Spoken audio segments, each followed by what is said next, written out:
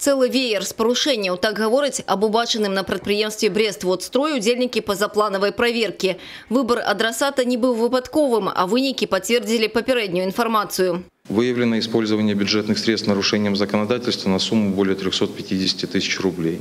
Завышение стоимости строительно-монтажных работ на сумму более 110 тысяч рублей. В существующих условиях снижения объема выполняемых работ предприятие позволяло себе тратить деньги на непрофильные объекты. Предприятием не обеспечивалось выполнение поручения главы государства по наведению порядка, соблюдению исполнительской и трудовой дисциплины, соблюдению сроков выплаты заработной платы.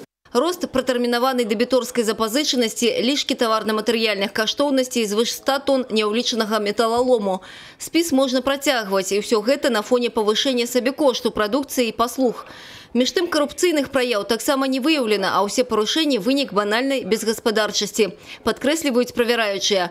Кадры, якія, як вядома, вырашаюць усё, ледзь не вырашылі лёс прадпрыемства. По результатам проверки уже 63 работника предприятия привлечены к дисциплинарной ответственности. На сегодняшний день рассматривается вопрос о привлечении к административной ответственности более 50 сотрудников предприятия по 15 составам административных правонарушений.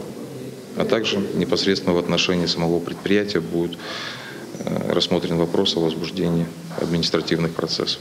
Аднак задача контрольного органа не просто пакараць, а показать на недахопы и дапамагчы своечасова выправить. В ходе проверки акцент был именно сделан на выявлении резервов в деятельности предприятия, позволяющих улучшить финансово-хозяйственное положение, снизить себестоимость выполняемых работ услуг, а также указано на те недостатки, которые в принципе не требуют каких-либо затрат по их устранению. Вместе с тем их неустранение в последующем приведет к дополнительным непроизводительным тратам предприятия.